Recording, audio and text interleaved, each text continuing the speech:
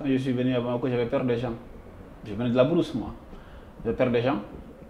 J'étais un petit nomade, un fils de nomade qui venait d'atterrir à Bamako.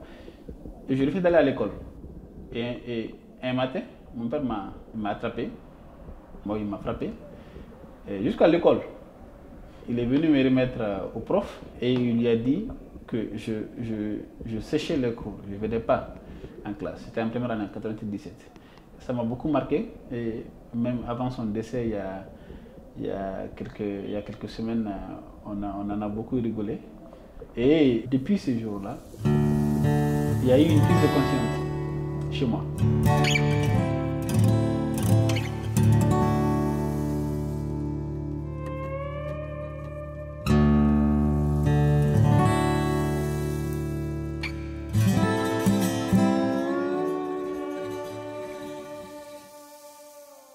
Moi, je m'appelle Boubacar Sangaré, mais je suis plus connu sous le nom de Bokar Sangaré, parce que c'est la signature que j'utilise dans la presse.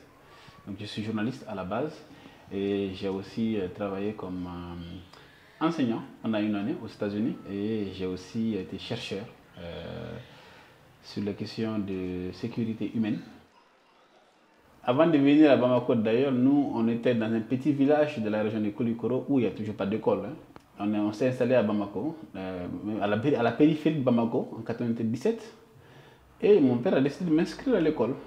Même si je sais qu'après, ça a été très difficile parce que, même pour payer les livres de lecture, c'était un problème. J'économisais de l'argent pour payer des livres et j'ai ramassé tous les livres que je voyais, en fait, dans les poubelles, dans mon quartier à Kalabankoro. Tous les livres et les anciens journaux que je voyais. J'ai ramassé tout et je lisais. Mon père, en tant que pêcheur, il ne tirait pas assez de bénéfices. Et ma mère aussi, elle vendait du charbon au marché. Souvent, il n'y avait pas à manger, tu vois. Il est arrivé des moments où on faisait 3 jours sans manger. Boulevard Abdelaziz Bouteflika. Les bruits s'échappant des moteurs de véhicules et motos se prolongeaient dans l'infini. Des nuées de fumée montaient vers le ciel. Dans le taxi, casquette rouge portée à l'envers, menton bouffé par des bichettes, le chauffeur me jetait souvent un regard à la dérobée mais butait sur mon silence.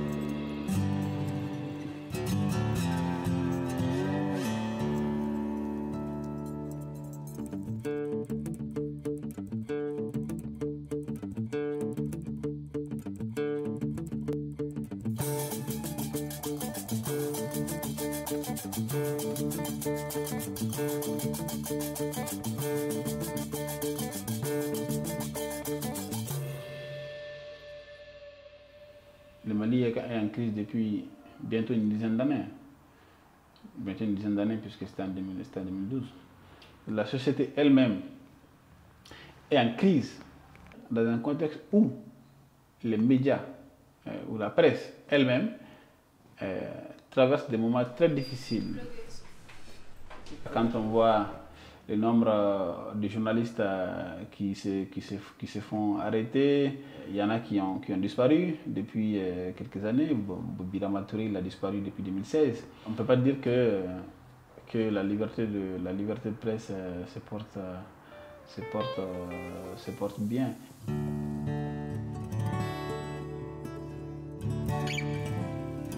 Je n'avais pas aussi fait attention aux morceaux d'érable qu'il avait mis à fond et qui parlaient des jeunes.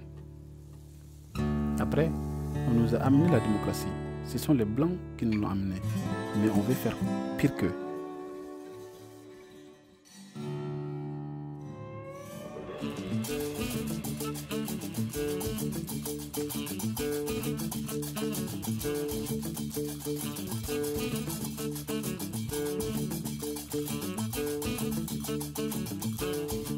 Nous n'arrivons pas à reconnaître que nous sommes responsables quelque part de la situation dans laquelle nos pays sont.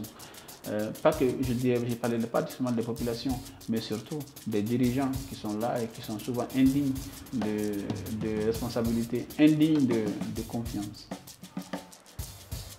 le rôle de l'intellectuel aujourd'hui en Afrique, c'est de penser, de réfléchir sur notre condition, notre situation, de parler de nous tels que nous sommes aujourd'hui dans le monde pour une prise de conscience et qu'on puisse produire du savoir sur nous en fait. Parce qu'il n'y a pas assez de savoir produit sur nous. J'avais l'esprit ailleurs. Depuis 2 jours, le pays semblait au creux de la vague. Hier soir, une bande d'officiers militaires sont sortis à la télé pour annoncer que le pouvoir avait changé de main. Toute la nuit, des balles avaient claqué. Le président était porté disparu et il se murmurait de plus en plus que l'idée d'installer un pouvoir kaki ne paraissait pas déplaire au nouveau maître du pays qui se comportait déjà tel un éléphant dans un champ de mil.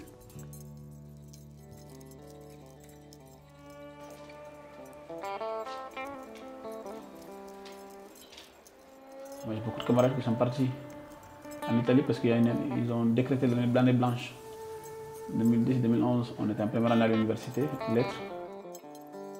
Il y en a qui sont aujourd'hui en Italie, avec qui je suis en contact. Il y en a qui sont partis aux États-Unis, qui sont là-bas. Et il y en a qui sont partis aussi sur des sites d'extraction artisanale de l'or, à l'intérieur même du pays, et qui ne sont jamais revenus.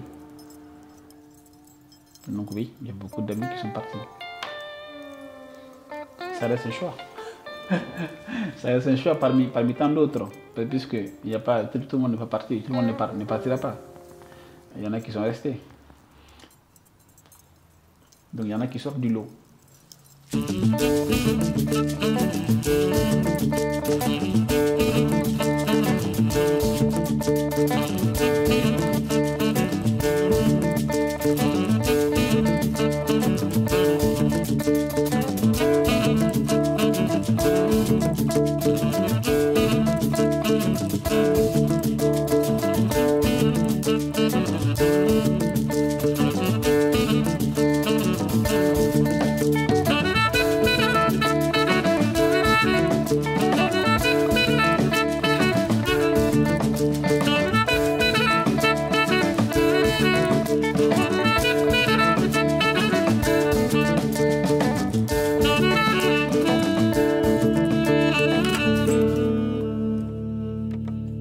C'est ici que mon père venait tous les jours, ces dernières années.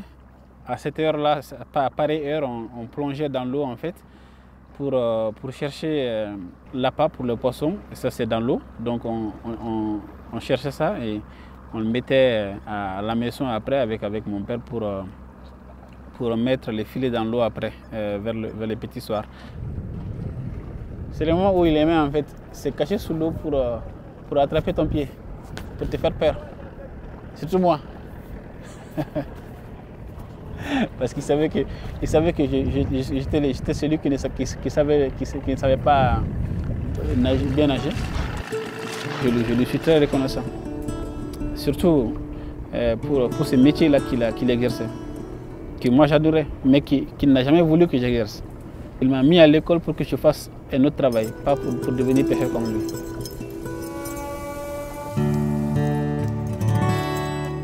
Des hommes politiques dirigés par Richard Salom, dont les canards faisaient leur choubra.